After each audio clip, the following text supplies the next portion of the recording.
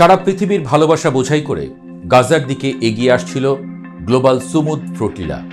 বিধ্বস্ত গাজা থেকে ভূমধ্যসাগর এখন স্পষ্ট দেখা যাচ্ছে। এই নৌবহর যেন লাখো মানুষের চোখ, যেন সেই নুহের নৌকা যা বাঁচাবে অসহায় মানুষের জীবন।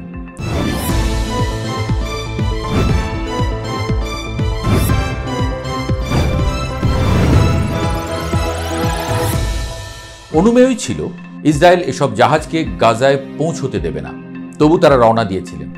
প্রাণের ঝুঁকি সাপেক্ষে হাজারো শিশুর জীবন বাঁচানোর আহ্বানেই এই পদক্ষেপ নেওয়া হয়েছিল। ফ্লোটিলা গাজার জন্য মানবিক সহায়তা পৌঁছে দিতে আন্তর্জাতিকভাবে সংগঠিত একটি প্রচেষ্টা। এতে 40টিরও বেশি বেসামরিক জাহাজ রয়েছে, যেখানে 44টি দেশের প্রায় 500 মানুষ অংশগ্রহণ করেছেন।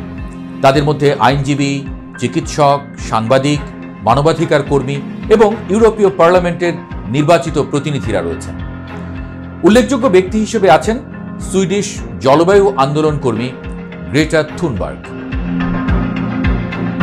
গত বুধবার গাজার 130 কিলোমিটার দূরে অবস্থানকালে অন্তত 8টি নৌকা থামিয়ে দেয় ইসরায়েলি বাহিনী।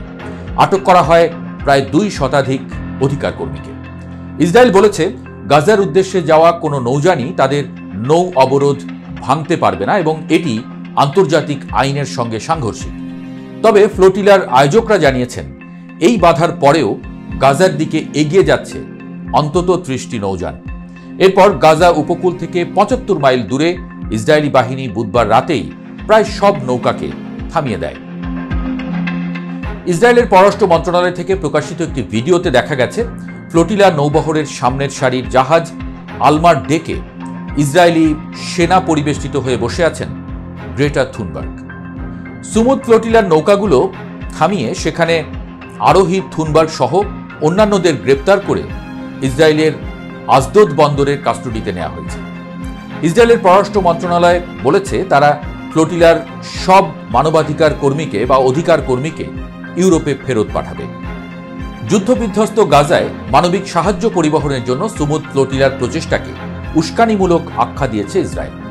ইসরায়েলি বাহিনীর বাধার মুখে পড়ার সময় নৌবহরটি গাজার উপকূল রেখার কাছাকাছি থাকায় আয়োজকরা আশা করেছিল যে বৃহস্পতিবার সকালে তাদের জাহাজগুলো গাজায় পৌঁছবে। ফ্লোটিলার মুখপাত্র সাইফ আবুকেশেক জানিয়েছেন, 37টি দেশের 201 জনের বেশি মানুষ আটক জাহাজগুলোতে ছিলেন। স্পেনের 30 জন, ইতালির 22, তুরস্কের 21 এবং মালয়েশিয়ার 12 জন রয়েছেন। তাদের বক্তব্য, ফ্লোটিলা গাজার দিকে এগিয়ে যাওয়ার দৃঢ় প্রতিজ্ঞা বজায় রেখেছে এবং উপকূল থেকে 85 কিলোমিটার দূরে অবস্থান করছে। ফ্লোটিলার অগ্রযাত্রা ইতোমধ্যেই আন্তর্জাতিক মনোযোগ কেড়েছে। রোম, বুয়েন্স এইরেস, ইস্তানবুল সহ বিভিন্ন শহরে আটক অধিকার কর্মীদের মুক্তির দাবিতে প্রতিবাদ দেখা দিয়েছে। ফ্লোটিলার আয়োজকরা জানিয়েছেন, ইসরায়েলি নৌবাহিনীর জাহাজ জ্যামার ও যোগাযোগ বিচ্ছিন্নের মাধ্যমে লাইভ স্ট্রিম বন্ধ করার চেষ্টা করলেও নৌবহরের অগ্রগতি বন্ধ হয়নি। মহাসাগরের বুক চিরে এগিয়ে আসা এই নৌবহর কেবল মানবিক সহায়তা পৌঁছে দেওয়ার প্রচেষ্টা নয়, এটি আন্তর্জাতিক অধিকার, শান্তি প্রয়াস এবং সমর্থনের প্রতীক হিসেবেও বিবেচিত হচ্ছে।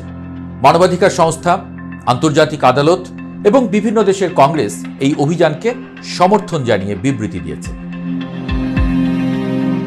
ফ্লোটিলা অভিযান কেবল গাজার উপত্যকায় মানুষের দুর্দশা তুলে ধরছে না, বরং সমুদ্রের বুক চিরে দৃঢ়তার প্রতীক হিসেবে বিশ্ববাসীর কাছে মানবতার বার্তা পৌঁছে দিচ্ছে। প্রতিবাদ এবং মানবিক সহায়তার সমন্বয় বিশ্বমঞ্চে নতুন এক উদাহরণ হিসেবে বিবেচিত হচ্ছে।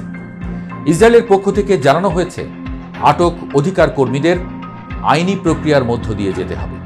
এই মুহূর্তে ইয়ম কিপুর উৎসবের কারণে সরকারি কার্যক্রম সীমিত থাকায় তাদের অবস্থান আপাতত অনিশ্চিত। তবে বিশ্ব সম্প্রদায়ের চোখ এখন ফ্লোটিলার দিকে, যা গাজার মানুষের জন্য নতুন আশার আলো হয়ে উঠেছে।